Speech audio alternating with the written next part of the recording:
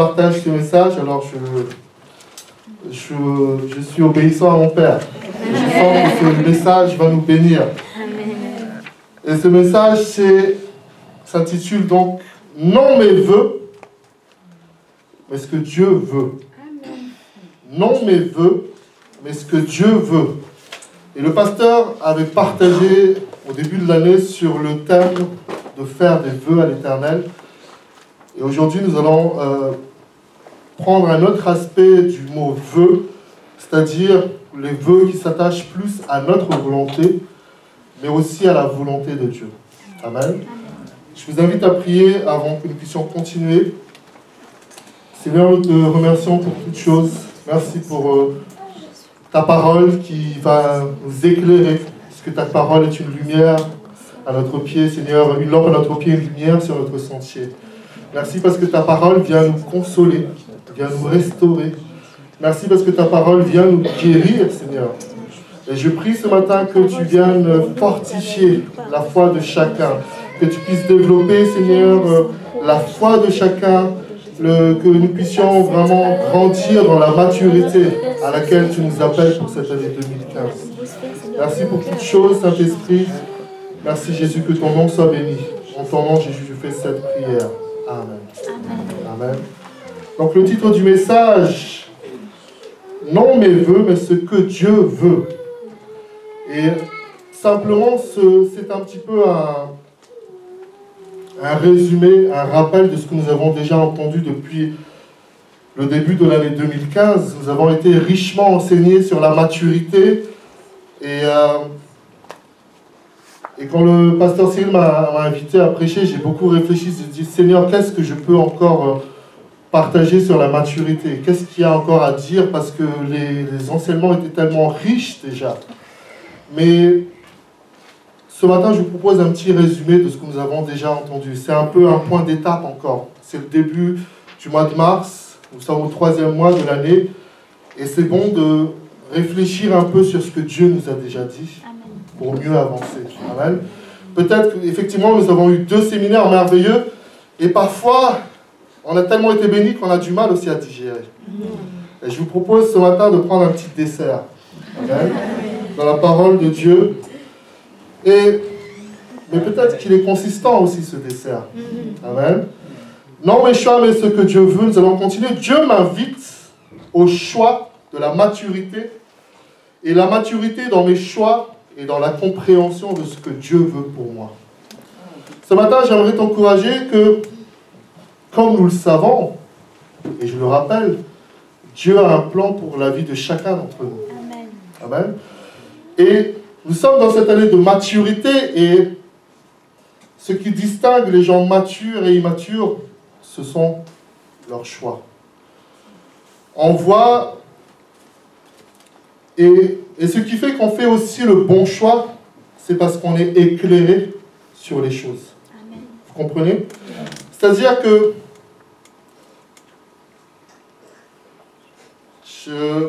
je pense un peu à l'histoire.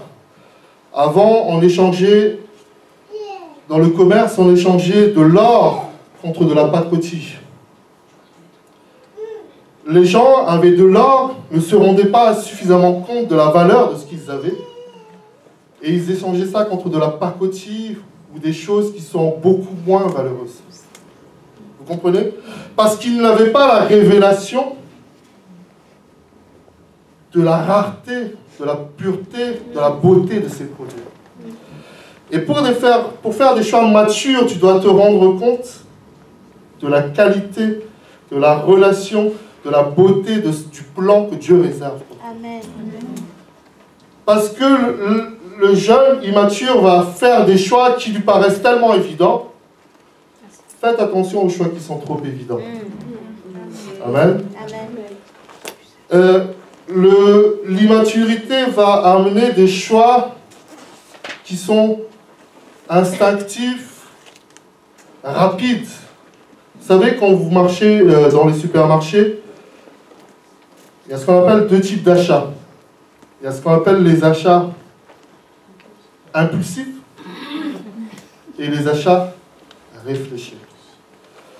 Les achats impulsifs vont se trouver près des caisses. bonbons, chocolat, télémagazine, closer.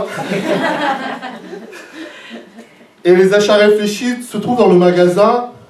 Les biens matériels comme les frigos, tout ce que...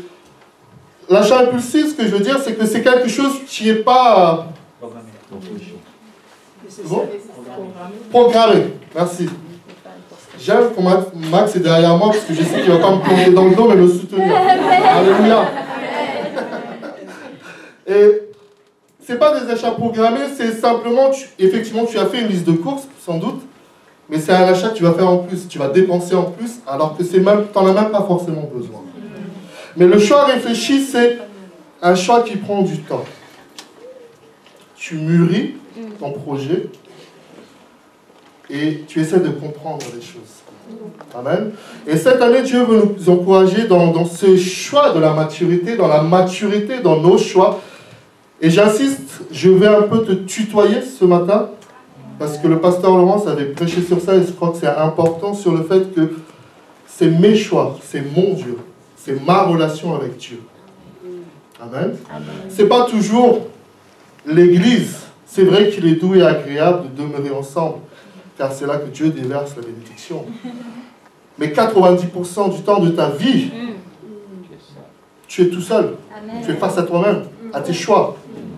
Amen. Amen. Et donc, ce n'est pas le Dieu de pasteur que tu vas réclamer. C'est mon Dieu, c'est ton Dieu. Amen. Amen. Donc, c'est pour ça que Dieu m'invite au choix de la maturité, et la maturité dans mes choix, et dans la compréhension de ce que Dieu veut pour moi. On va avancer. Dieu peut quand on ne peut pas. Amen. Mais Dieu ne veut pas toujours ce qu'on veut. Amen. Pardon. On répète. Dieu peut quand on ne peut pas, mais Dieu ne veut pas toujours ce qu'on veut. Le choix de la maturité, c'est accepter, comme je disais tout à l'heure, c'est comprendre aussi la vision de Dieu pour ta vie. Amen. La personne qui est mature diffère de l'enfant qui est capricieux. Si un adulte est encore capricieux, il est dangereux. Amen. Si un adulte est encore... Si ta femme est capricieuse, prie pour elle. Si ton mari est capricieux, prie pour lui. Parce que ça démontre une immaturité. Parce que l'homme qui est capricieux, la femme qui est capricieuse va vouloir parfois ce qui est déraisonnable, va vouloir parfois ce qui n'est pas bon pour lui. Et le choix de la maturité ce matin, c'est Seigneur, non pas ce que je veux, mais ce que tu veux. Je pensais programmer ma vie comme cela, mes études comme ça, mon travail comme ça, ma famille, mes enfants. Mais Dieu intervient et montre un autre chemin. Et la maturité, c'est d'accepter ce choix de Dieu qui dit, Seigneur, ok, fais ce que tu veux. Parce que je sais que ton plan est toujours forcément meilleur que le mien. Alléluia. Moi, je pense comme ça, toi, tu penses beaucoup plus haut. Donc, nous sommes rassurés quand Dieu se met à agir. Il ne faut pas s'inquiéter, s'affoler ou même s'outrer, être fâché contre Dieu parce que Dieu est en train de corriger ta voie. Nous allons continuer à lire ce verset pour être basé sur la parole de Dieu. Donc, dans Ésaïe 55, versets 8 et 9, Dieu dit, car mes pensées ne sont pas vos pensées, et vos voix ne sont pas mes voix, dit l'Éternel. Autant les cieux sont élevés au-dessus de la terre, autant mes voix sont élevées au-dessus de vos voix, et mes pensées au-dessus de vos pensées. Ce verset est à relier avec le verset d'Éphésiens 2, il me semble. Or, à celui qui peut faire en nous, et qui agit par la puissance qui agit en nous, à faire espérer au-delà de ce que nous pensons, de ce que nous espérons, de ce que nous demandons. Amen. Amen. Dieu fait toujours au-delà de ce que tu espères. Mais des fois, dans l'immaturité, on se dit, mais Seigneur, moi je veux juste ça. Dieu dit non, moi je vais te donner plus, donc pardon. Parce qu'on est parfois pressé, effectivement, et on se dit, Seigneur, donne-moi petit, je ne veux pas du grand. Et Dieu, comme c'est un grand Dieu, dit non, moi je ne donne pas petit. Si tu veux petit, je ne donne pas. Grandis d'abord. Et c'est pour ça que Paul nous enseigne qu'effectivement, dans Galates, tant que l'enfant est enfant, il est semblable à l'esclave. Il ne peut pas hériter, il ne peut pas prendre part à son héritage. Amen. Nous devons grandir. Je ne sais pas si j'avais déjà raconté cette histoire ici, mais je la raconte à nouveau. C'est un petit enfant qui vient devant un magasin de bonbons et qui regarde les bonbons à la vitrine. Et qui est là, il est là devant la vitrine. Il regarde, il tourne, et puis le vendeur le voit. Un monsieur le voit et dit, ben, il essaie de le chasser, il le chasse, il revient, l'enfant regarde les bonbons. Et puis le vendeur est agacé, il se dit, l'enfant là me perturbe, il gâche la vitrine, il faut qu'il parte, donc je vais lui donner des bonbons. Donc, le vendeur invite l'enfant à prendre des bonbons Et puis l'enfant refuse. L'enfant refuse. Il dit, prends des bonbons, tu m'embêtes depuis ce matin, prends les bonbons. L'enfant refuse de prendre dans un bocal. Et puis finalement, le vendeur, fatigué, prend les bonbons avec sa main, et lui donne. Et le petit garçon sourit et dit, si c'est avec mes petites mains que je prenais des bonbons, j'en avais pas beaucoup, mais avec vos grandes mains, je peux avoir beaucoup de bonbons. Et donc, à un moment donné, Dieu veut d'abord augmenter ta capacité à recevoir. Amen. Amen. Tant que tu réagis encore comme un enfant, Dieu te fait passer par le chemin de la maturité pour te demander pour recevoir. Il n'y a pas de filles de 8 ans qui peuvent enfanter, n'est-ce pas? Il n'y a pas d'une petite fille de 6 ans qui ne peut pas avoir d'enfant. Sinon, ce n'est pas possible. Il y a un problème. Mais une fille doit avoir un certain âge pour enfanter. Tu dois avoir une certaine maturité avec le Seigneur pour enfanter des grands projets. Amen. Amen. Amen. Si ton ventre n'est pas en train de devenir rond, pose-toi des questions. Pourquoi est-ce que je n'enfante pas? Est-ce que je ne suis pas disposé? Est-ce que je ne suis pas disponible? Parce que c'est le Saint-Esprit qui va te faire enfanter des projets de réussite, de succès. Amen. Nous allons continuer toujours dans ce même chemin. Donc le choix de la maturité de mes choix. Dieu nous invite au discernement. Le fait de marcher depuis un certain temps avec Dieu, avec sa parole, nous donne la maturité à faire les bons choix. Amen. Comme nous avons vu tout à l'heure, plus tu connais Dieu, plus tu sais que Dieu est fidèle, plus tu as confiance dans le chemin que tu prends. Amen. Amen. Mais nous devons apprendre à discerner les choses. Comme je disais tout à l'heure, un enfant a parfois du mal à discerner les choses qui lui conviennent le mieux. Et c'est pour ça que, heureusement, les parents sont là pour faire à l'enfant des bons choix. Amen. Mais en tant que chrétien, et donc particulièrement dans cette année de 2015 de maturité, Dieu nous invite à avoir du discernement. Vous savez que c'est même un des dons de l'esprit, le discernement des esprits. La Bible dit, n'ajoutez pas foi à toute parole ou à tout esprit. Amen. Plus on va avancer, plus on verra des choses bizarres, plus tu dois être prudent et être fondé sur la parole. Ce que le pasteur Cyril disait tout à l'heure, veillez sur la parole de Dieu, que la parole de Dieu soit appliquée réellement. Je vois, comme moi, vous devez sans doute voir sur Facebook des choses bizarres qui se passent dans les églises. J'ai vu cette semaine quelqu'un qui verse de l'huile ou de l'eau, de javel, je ne sais même pas. On ne comprend pas. Il faut du discernement. Amen. Il faut du discernement. Vous savez, moi j'ai vécu ça quand j'étais à Madagascar, quand j'étais jeune et mes parents commençaient l'œuvre. Et on faisait la délivrance. Et la mode à cette époque-là, quand on faisait la délivrance, c'était de baigner les gens, de les faire baigner, comme pour symboliser la purification. Et non seulement on les baignait, on les lavait. Et je me souviens d'une scène terrible à la maison. On priait pour une personne, on faisait la délivrance, et on le mettait dans une baignoire, et on prenait, vous savez, le pistolet pour la laver. Au nom de Jésus, et la personne était terrible. Dans l'eau, allez, non, c'est même plus le diable qui parle, c'est la personne qui s'en va vers...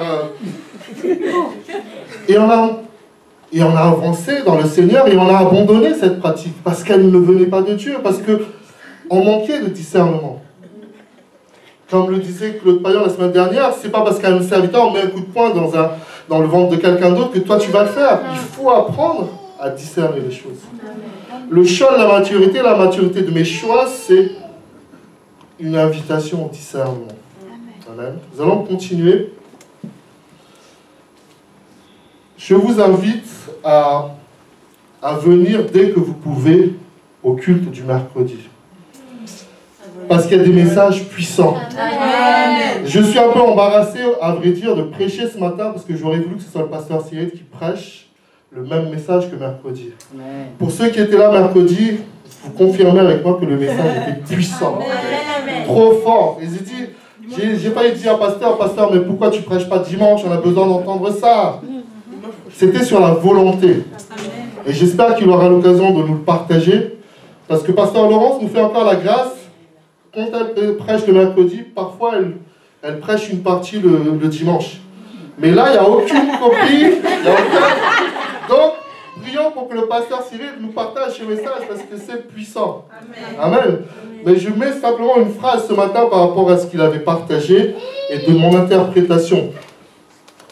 Dieu est puissant et imposant. Imposant, c'est fort. Mais Dieu n'impose pas les choses. Amen. Alléluia. Amen.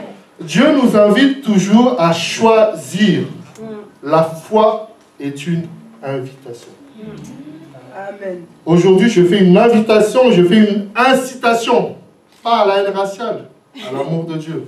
Amen. Vous entendez peut-être ce mot incitation à la haine raciale. Nous, on incite à l'amour de Dieu et à l'amour du prochain. Amen. Amen. Amen. Mais la foi est une invitation.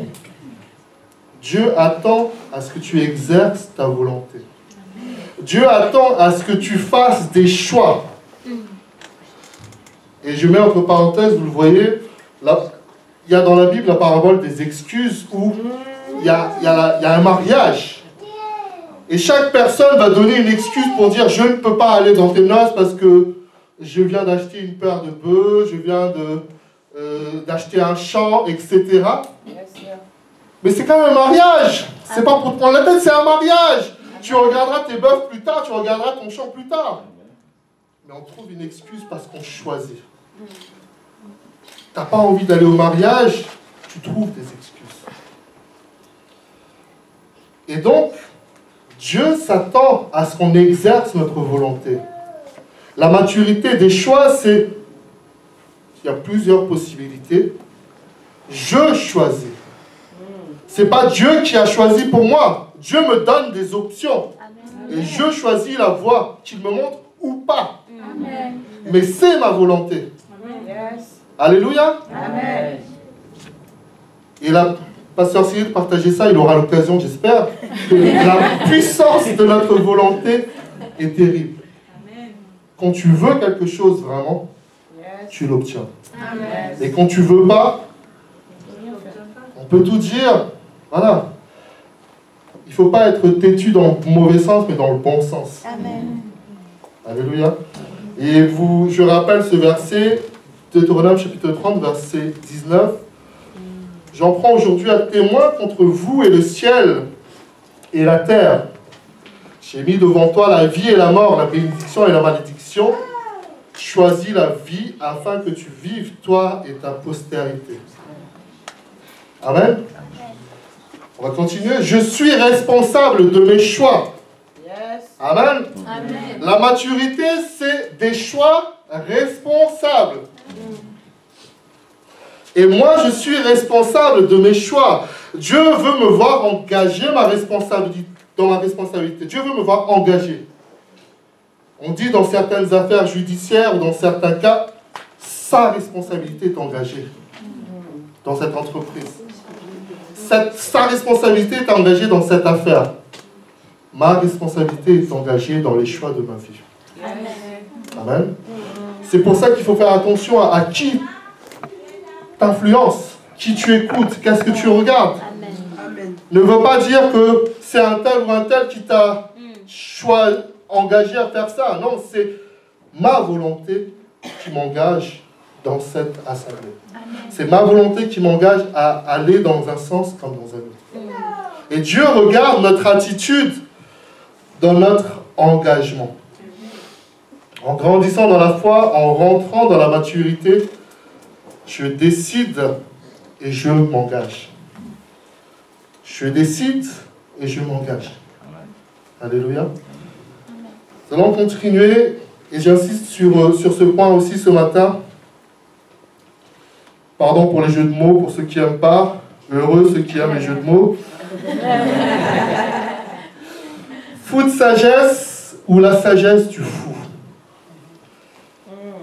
Fou de sagesse ou la sagesse du fou? On revient encore ici. Pasteur Claude nous enseignait un peu, il avait cité un peu ça, qu'en nous il y a le roi, l'enfant, la reine, la princesse, et il y a aussi le fou et le sage, je pense. Amen. Et donc, c'est très important dans la continuité de ce message et dans la continuité de cette année 2015 de maturité, de réfléchir sur nos choix. Amen. J'avais mis ça sur Facebook. Être heureux de réfléchir, c'est réfléchir à être heureux car Dieu te bénit. Et ça, c'est juste un jeu de mots. On va passer, mais regardez bien la suite. Parfois, certains pensent que c'est une totale absence de réflexion. Dieu nous a donné de l'intelligence et de la sagesse pour faire les bons choix par la foi. Réfléchis bien avant de poser des actes et faire tes projets. Est-ce que tu es dans le projet de Dieu pour toi? Et la Bible dit dans Proverbes chapitre 16, verset 20, « Celui qui réfléchit sur les choses trouve le bonheur, et celui qui se confie en l'Éternel est heureux. » Amen. Ça veut dire que je réfléchis sur mes choix. C'est un choix programmé. Ce n'est pas un choix impulsif. Je ne dis pas oui pour la vie à quelqu'un de façon impulsive.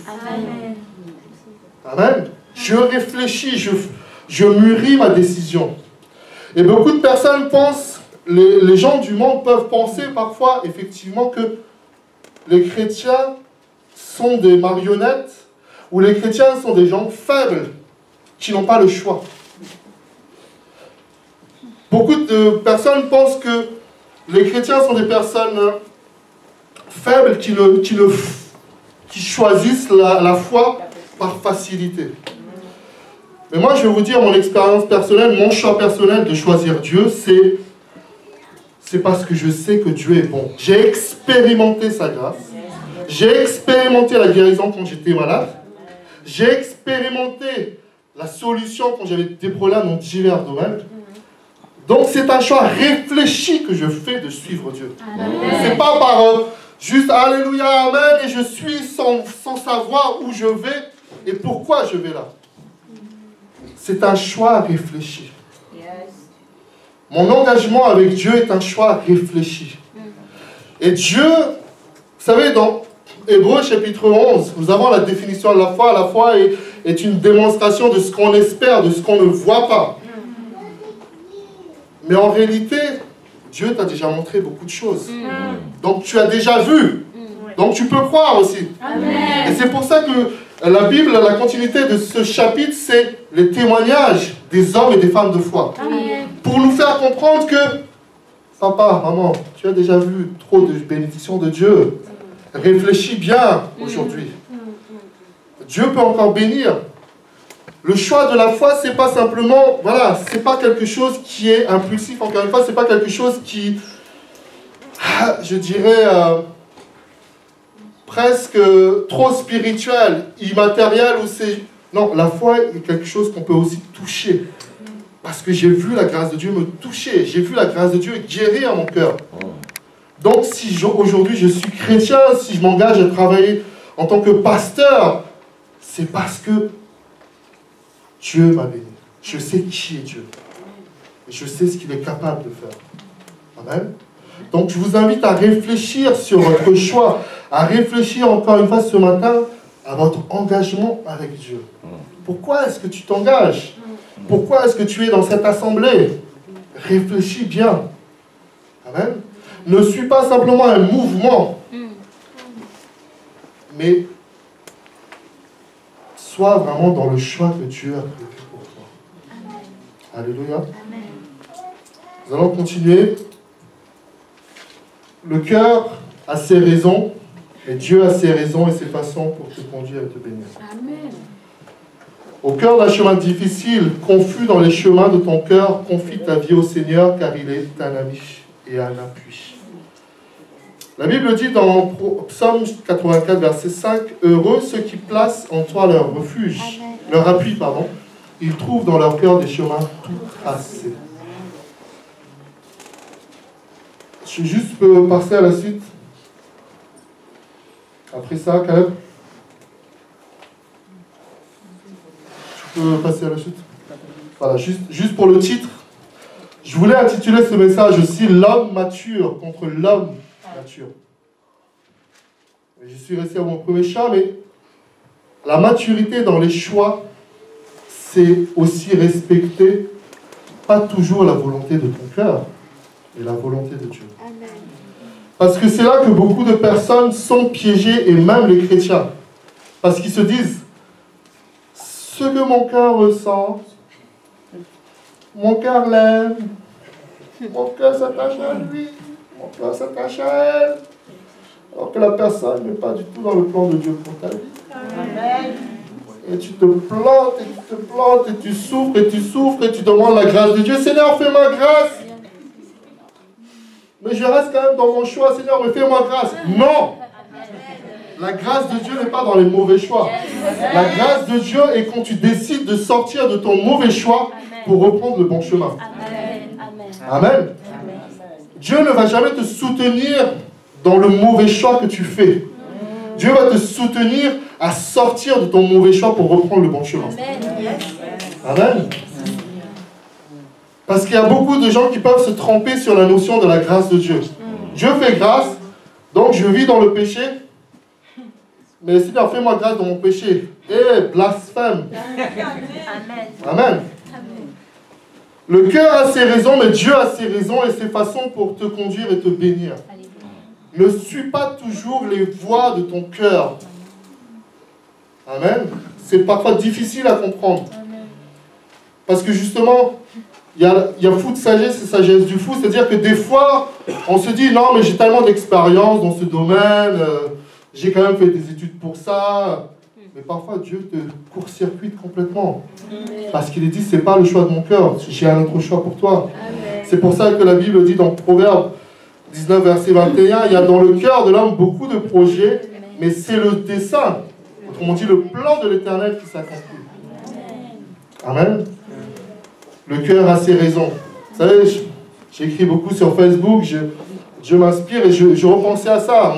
Quand on aime quelqu'un sans comprendre, on dit, le cœur a ses raisons, la raison ne peut pas comprendre. Non! Il faut aimer avec raison. Amen. Amen. J'ai des raisons d'aimer ma femme parce qu'elle est belle, elle est intelligente, c'est une servante de Dieu. Elle a été bien éduquée. Amen. Je sais que ce sera une bonne mère. Amen. J'ai des raisons de l'aimer. C'est pas simplement impulsif comme ça. Ouh, allez, il y a un nuage au-dessus de nous, donc on va se marier. Non, c'est pas la Saint-Valentin. Je dis qu'il n'y a pas de Saint-Valentin.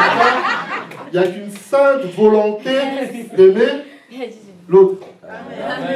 Amen. Vous savez, il faut casser des codes de ce monde. Amen. Il y a beaucoup de choses qu'il faut décoder. Parce que le monde nous remplit de codes. Il faut casser des codes. Amen. Amen. Il y a des codes vestimentaires qu'il faut casser. Amen. Là, aujourd'hui, je me suis mis en costard parce que je respecte mon père. Il m'a dit, je mets toi en costard de temps en temps. Il y a des codes vestimentaires à casser. Le code de ce monde pour les jeunes filles ou les jeunes hommes, c'est... Il y a un sketch d'un jeune homme qui s'appelle Farid, que je vous invite à regarder pour les filles sur YouTube, si vous connaissez. Avec le legging, etc. Ceux qui savent, savent. Mais il y a une certaine façon de s'habiller qui ressemble au monde que nous devons casser comme code. C'est pas un code vestimentaire féminin. Alléluia. Alléluia. On va continuer. Le temps avance. Il faut répéter ça. Non mais veut, mais ce que Dieu veut. Amen.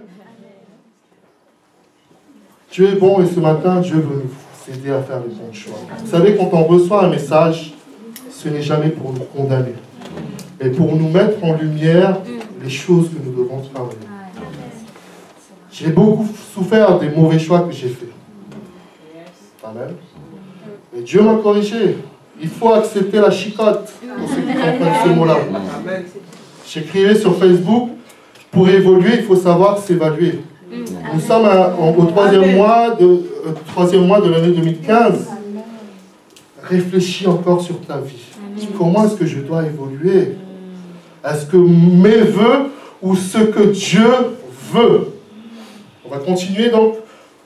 Le choix de la maturité de mes choix. La maturité, c'est prier et agir pour trouver l'équilibre entre le choix que je dois faire et la volonté de Dieu pour moi.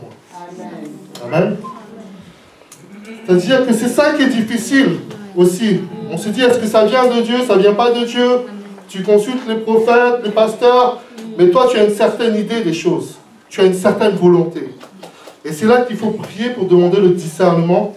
Seigneur, amen. Où est l'équilibre dans tout ça? Amen. Amen. Parce qu'on a tous souffert peut-être aussi de la voix de prophète, parce qu'on était déséquilibrés. Amen. Le prophète a dit donc c'est une valeur sûre et voilà. Même si le prophète est bien intentionné, même si c'est un véritable prophète, parfois Dieu t'invite à la réflexion. Vous savez, j'insiste là-dessus parce que il y a des faux prophètes. Ça, on n'en parle même pas. Il y a des vrais prophètes aussi. Dieu va donner une parole prophétique, parfois qui est encore un peu plus bizarre que ce que tu n'espérais. C'est-à-dire qu'un vrai prophète te parle et tu ne comprends pas. C'est un énigme. C'est un mystère. Parce que Dieu t'invite à réfléchir. Amen. Dieu ne donne pas toujours à l'homme, à la femme qui est mature, des versets tout simples ou une prophétie toute simple. Amen. Et c'est à toi de creuser la prophétie, de dire What does it mean? Qu'est-ce que cela veut dire? Amen. Ah, s'il faut parler en anglais, parle en anglais, mais qu'est-ce que ça veut dire? Parce que si tu t'attends toujours, oui, donc dans 10 ans, tu seras PDG. On veut tous entendre des prophéties comme ça. On veut tous l'entendre. Mais quand tu entends, voilà, Dieu va te faire marcher dans tel truc. Et au moment où tu entends ça, tu n'avais ni l'envie, ni la volonté, ni la pensée de faire ça. Tu dois t'interroger. Amen. Si Dieu, par exemple, t'invite à faire une société de fleurs alors que tu détestes les fleurs, peut-être que tu dois creuser et réfléchir. Est-ce que c'est peut-être le bon business pour toi, finalement? Amen. Moi, dans ma vie personnelle, j'ai toujours pensé que ma femme se trouverait en France et que je la choisirais en France et que ce serait facile. Non, Dieu a dit non.